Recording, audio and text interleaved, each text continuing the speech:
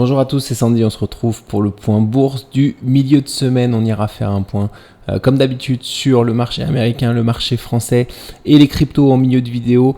Et enfin, on s'attardera surtout sur le marché chinois qu'on avait analysé il y a de ça 3 semaines. On s'attendait à une hausse des actions chinoises, ça a été le cas. On ira analyser du coup les actions qu'on avait vues il y a 3 semaines et on regardera à quoi on peut s'attendre désormais sur le marché chinois, s'il faut s'attendre à une poursuite de la hausse ou alors à une légère correction avant une potentielle continuation. On commence avec le SP500 du coup qui a franchi par le haut cette résistance de cette petite figure. Cette configuration ici là, c'était soit un canal descendant, soit un léger élargissement descendant. Donc les objectifs de cette petite configuration nous mènent au 628,80 sur le SPY, le TF du SP500. On a également un canal ici qui nous mène au 618,80 et ce triangle ici qui a eu lieu cet été qui nous mène au 607,80. Donc on s'approche de toutes ces zones d'objectifs qui pourraient voir du coup des prises de bénéfices massifs de la part des investisseurs, donc méfiance ici. Alors pour rappel, on est assez haussier sur les marchés américains depuis qu'on a franchi cette résistance ici début septembre par le haut et après avoir également effectué ce throwback ici, on a ces objectifs en tête depuis un petit moment. Désormais, quand on s'approche des objectifs, il faut garder à l'esprit qu'on peut avoir encore une fois des prises de bénéfices de la part de beaucoup d'investisseurs et potentiellement une correction un petit peu plus longue dans le temps qui pourrait prendre forme. C'est pas pour ça qu'on aura cette correction obligatoirement, mais en tout cas on a plus de chances de voir une consolidation, voire une correction assez importante sur ces niveaux-là. Donc méfiance à l'approche de ces niveaux, en tout cas sur le marché américain. C'est pas pour ça, encore une fois, qu'on aura un cataclysme sur les marchés, mais simplement une prise de bénéfice et une consolidation un petit peu plus longue dans le temps, de l'ordre de cette taille-là potentiellement, avant potentiellement de repartir sur un nouveau mouvement haussier sur les marchés américains. Donc méfiance encore une fois en arrivant sur cette zone-là. Même chose sur le Nasdaq, on est parti en direction du coup de l'objectif de ce canal descendant qui se trouve autour des 550 sur le QQQ, le TF du Nasdaq. Donc ici potentiellement on devrait s'attendre à une prise de bénéfice. Cependant on n'a pas autant d'objectifs qui arrivent dans cette zone là sur le Nasdaq, donc à voir si on a également cette prise de bénéfice majeure sur le Nasdaq, sachant que si le SP500 corrige, on devrait avoir également le Nasdaq qui suit cette correction qui se cale sur le SP500 comme c'est très souvent le cas. Donc voilà, on va suivre ça, en tout cas moins de zones de prise de bénéfice sur le Nasdaq, mais en revanche on surveille attentivement le SP500 qui arrive potentiellement dans une zone assez dangereuse. Un petit tour sur les cryptos, pas de changement depuis ma vidéo de ce week-end. On a vu ensemble qu'on était potentiellement sur des supports hebdomadaires sur certains indices liés aux altcoins notamment, et le Bitcoin qui effectue toujours cette figure de consolidation en vue d'une poursuite de la hausse. Alors sous quelle forme prendra cette consolidation, ça reste à voir. Cependant, on devrait se diriger potentiellement vers un double bottom de continuation haussière dont les objectifs pourraient nous mener au moins aux 127 000 $. Donc on va suivre ça également attentivement ces prochaines semaines.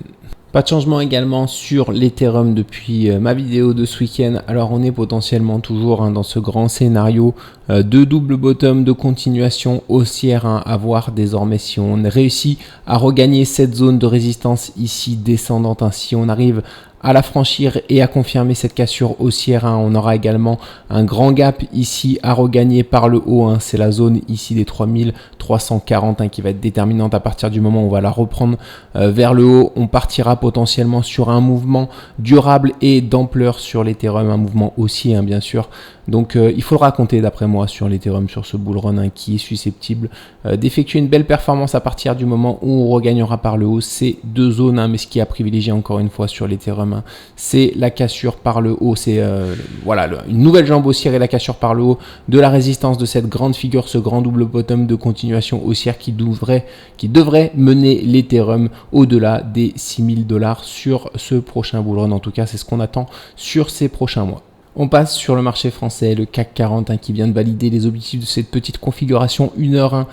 Donc à voir désormais si on effectue une petite consolidation un petit peu plus grande dans le temps avant de partir en direction des objectifs qui sont les 26 740 sur le PIX 1GR, le TF du CAC 40 qui sont l'objectif de ce grand double bottom ici qu'on a observé et qui a été jusqu'à maintenant en tout cas très propre. On a effectué un beau throwback parfaitement sur l'ancienne résistance avant de repartir vers le haut. Cependant, je m'attends à une correction d'un peu plus grande ampleur parce que comme on peut le voir, on est sur un rallye haussier assez important depuis quelques semaines.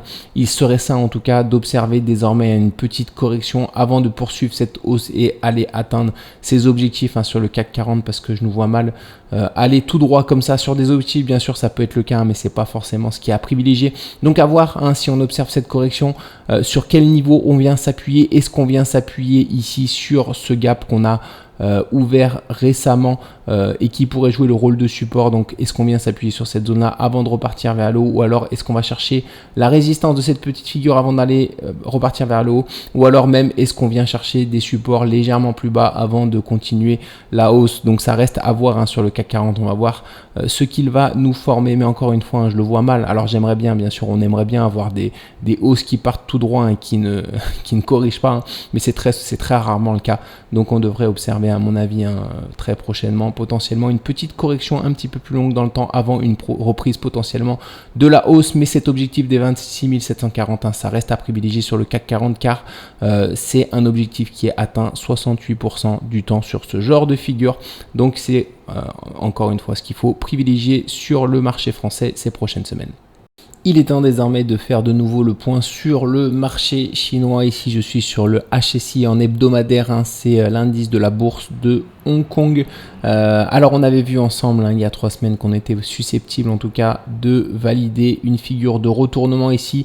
On était sur ces niveaux-là, on arrivait. Alors, je vais passer en journalier pour vous le montrer. On avait observé ensemble potentiellement un petit essoufflement. Ici en journalier, voilà un essoufflement qui nous laissait envisager un rebond et un retour vers la résistance. Ça a été le cas du coup sur le HSI. Désormais on est susceptible de franchir cette résistance par le haut, tout simplement parce que c'est la 3e fois qu'on vient la tester. Elle commence à être fragilisée, donc potentiellement on est à l'aube de la cassure de cette résistance pour partir en direction des objectifs qui se situent autour des 31 100 sur le HSI et qui est également une zone de résistance. En tout cas, on aura des prises de bénéfices sur cette zone-là. Donc à voir si on part tout de suite ou si on consolide légèrement en dessous de cette résistance avant de partir, sachant qu'en chemin, on pourrait effectuer un throwback sur l'ancienne résistance avant de repartir vers le haut. Donc forcément ici, c'est un graphique hebdomadaire, donc on partira pas en ligne droite tout droit sur les actions chinoises. On aura potentiellement des pauses en cours de chemin, mais ce qu'il faut privilégier à moyen terme d'ici la fin de l'année 2026, c'est l'atteinte de cet objectif situé au 31 000 sur le HSI, donc des actions chinoises qui devraient être globalement orientées vers le haut d'après moi, sachant que c'est ici on a un double bottom, donc un objectif qui devrait être atteint 68% du temps. Donc c'est des statistiques qui restent à privilégier. Un petit rappel comme d'habitude avant de vous parler de Baba, pour vous dire que nous ne sommes pas des conseillers financiers, que ce soit moi ou Nico, on est simplement des investisseurs indépendants qui basons nos prises de position sur des statistiques qu'on a étudiées en profondeur, et qui dit statistique dit forcément jamais 100% de réussite malheureusement. Donc parfois les scénarios qu'il faut privilégier ne se produisent pas, c'est même très souvent le cas. Donc gardez à l'esprit qu'il faut toujours faire vos recherches personnelles avant de tenter d'entrer en position, que ce soit sur des crypto-monnaies ou sur des actions. Alibaba du coup en hebdomadaire qui a franchi à la hausse les $118, donc qui devrait se mettre en direction de cette grande zone d'objectif ici située au-delà des $175. Donc méfiance à partir des $175 parce qu'on devrait avoir une prise de bénéfice importante si on atteint cette zone qui est l'objectif de cette grande configuration ici, et qui est également un immense plat Ichimoku. Vous avez dû le voir avec Nico, il vous en a parlé, sachant que Nico a effectué une masterclass sur cette action. Il l'a acheté très bas, il a revendu la totalité ici, il a racheté quasiment sur les plus bas, il est désormais de nouveau en position, et vous en parlera si le cœur lui en dit, sachant que Nico est en vacances actuellement, c'est les vacances scolaires, donc il a des vacances actives à l'étranger. Il reviendra bien sûr la semaine prochaine pour parler d'actions et de crypto notamment. Donc ici, quels sont les scénarios à privilégier sur Baba? C'est tout simplement la continuation de la hausse pour aller chercher les objectifs directement, ou alors une confirmation de cette cassure haussière avant un throwback pour revenir sur l'ancienne résistance, avant de repartir vers le haut. Personnellement, c'est les deux scénarios que je privilégie. Comme vous pouvez le voir, moi je suis pas entré en position sur Alibaba, j'ai privilégié d'autres actions chinoises. Cependant, Alibaba a bien performé. J'envisagerais une entrée en position uniquement si on confirme cette cassure et qu'on revient dans cette zone-là pour un throwback. C'est à ce moment-là, je pense que on aura potentiellement des opportunités d'entrer en position, parce que entrer en position maintenant, ça me paraît légèrement aléatoire. En tout cas, sachant qu'on a effectué déjà une belle hausse sur cette action. Vraiment, la zone optimale, c'était celle-ci que j'ai pas prise. Pourtant, on était très proche. On a rebondi sur le premier support que j'avais identifié. Je l'attendais légèrement plus bas. Malheureusement, ça n'a pas été le cas. On est parti ensuite violemment vers le haut. Donc, Baba, une belle performance qui devrait durant l'année en cours ou l'année prochaine atteindre, d'après moi, les 175 $. C'est l'objectif en tout cas qu'il faut garder en tête et qu'il faut privilégier. Encore une fois, méfiance, demain il y aura beaucoup de volatilité parce qu'il y a la publication de résultats qui va intervenir avant l'ouverture des marchés. Donc on verra si la volatilité est vers le haut ou vers le bas, mais méfiance en tout cas. Demain on devrait avoir des mouvements d'ampleur, que ce soit par le haut ou par le bas. Donc à voir si ce mouvement, cette publication de résultats nous permet de valider la cassure des 118 $. Alors je vous avais parlé il y a 3 semaines de l'action Billy sur laquelle je suis entré en position. Donc on est toujours dans cette grande configuration qui est quasiment semblable à celle de Baba. Un grand potentiel double bottom. On est venu retester la résistance ici. On va le voir en daily. On a formé un biseau descendant qu'on a cassé par le haut. Donc on est susceptible de revenir sur la résistance. Si on revient sur cette résistance, elle aura de bonnes chances de céder du coup. Et le cours aura de bonnes chances de partir vers le haut pour aller atteindre les objectifs des 50,20 $. On aura des résistances en cours de chemin du coup aux 39 $ que j'ai identifié ici. Donc susceptiblement, à cet endroit-là, on aura un throwback sur cette grande figure avant de repartir vers le haut. Donc il faudra rester méfiant à cet endroit-là, à voir si jamais le cours revient ici, si je prends des bénéfices ou pas. Donc on va passer en daily pour voir ce qu'on est en train de former sur Billy. Billy qui a également sa publication de résultats demain matin. Donc à voir si cette publication de résultats permet au cours de repartir vers le haut, ou alors si on corrige pour revenir s'appuyer sur cette zone avant de repartir vers le haut, sachant qu'on a validé ce biseau descendant qui est pas très propre, je vous l'accorde. Il n'est pas forcément propre, mais il est intervenu sur une zone de support hebdomadaire. Ici, on a rebondi sur la zone de hebdomadaire avant de casser cette résistance par le haut. Donc pour moi, c'était un beau signal de nouveau départ. Donc pour le moment, on est en train de partir légèrement vers le haut, à voir si cette hausse se confirme et quelle figure de retournement on valide ici en plus du biseau descendant. Est-ce qu'on valide une grande épaule, tête, épaule inversée ici, ou une autre figure de retournement? Donc on va suivre ça. En tout cas, je pense que la publication de résultats de demain matin pourrait être déterminante pour le cours, à voir si on a la cassure de cette zone effective. Il y a une zone de résistance ici qui est importante autour des 24 $. Donc à voir si cette publication de résultats nous ramène sur cette zone-là. Il faudra rester méfiant en tout cas sur cette zone-là, parce qu'on est susceptible d'observer une correction, sachant que on a des gaps successifs ici. Donc à voir en tout cas comment on réagit sur Billy suite à la publication de résultats. Mais Billy, ce qu'il faut garder en tête, c'est que l'objectif de cette petite configuration journalière ici se trouve aux 31 $. Et comme on l'a vu en hebdomadaire, si on revient autour de cette zone des 29 $, on aura de grandes chances de casser la résistance par le haut pour partir en direction des objectifs qui se situent beaucoup plus haut, aux 50 $, sachant qu'on a les 39 $ également qui pourraient jouer le rôle de résistance. Donc c'est une action sur laquelle je suis en position et que je vais suivre avec vous ces prochaines semaines, qui d'après moi est susceptible en tout cas de nous offrir une performance assez intéressante. Je vous avais également parlé de l'action Daqo New Energy DQ ici, parce qu'on était potentiellement en train d'effectuer une figure de retournement sur une zone de support en hebdomadaire. Donc on va passer en daily pour voir ce qu'on a eu ces derniers jours. Alors on a bel et bien rebondi. J'étais entré en position ici parce que je pensais qu'on était susceptible d'effectuer une figure de retournement d'épaule tête épaule inversée. Ça n'a pas été le cas. On est allé chercher plus bas pour former ce double bottom. Du coup on est revenu du coup sur cette zone de résistance ici. Une zone de résistance qui commence à s'affaiblir tout simplement parce qu'on est venu la tester à plusieurs reprises. Donc on voit qu'on est en train de consolider en dessous. Je pense que d'après moi, c'est une zone de résistance qui devrait céder et on devrait partir en direction des objectifs de cette petite configuration dans un premier temps située au 27,22, sachant que j'ai des objectifs bien plus haussiers sur cette action. On est potentiellement dans un scénario d'épaule, tête, épaule. Si on valide en tout cas cette figure de retournement, on sera dans cette configuration d'épaule, tête, épaule inversée qui pourrait nous mener au 46,20 qui sera à ce moment-là l'objectif de cette grande configuration ici. On a également une résistance, des résistances qui se trouvent en cours de chemin, notamment au 34,20, une zone sur laquelle ensuite on pourrait observer un throwback avant de repartir vers le haut. Donc encore une fois, ça on le verra un petit peu plus tard, mais là à court terme on a une zone de résistance importante, les 21,92. À partir du moment où on va se libérer de cette zone de résistance, on sera susceptible de partir sur un mouvement haussier durable d'après moi sur cette action sur laquelle je suis entré en position précédemment il y a quelques semaines de ça. Donc à voir, en tout cas je vais la suivre avec vous pour voir si on atteint bel et bien ces 46 $ qu'on attend et qui sont l'objectif de cette grande configuration ici. En tout cas on la suivra ensemble ces prochaines semaines. On m'a demandé dans les commentaires de jeter un œil sur l'action BYD qui est également une action chinoise qui est un constructeur automobile en Chine de voitures électriques. Alors BYD, on a effectué une grande hausse durant l'année 2020.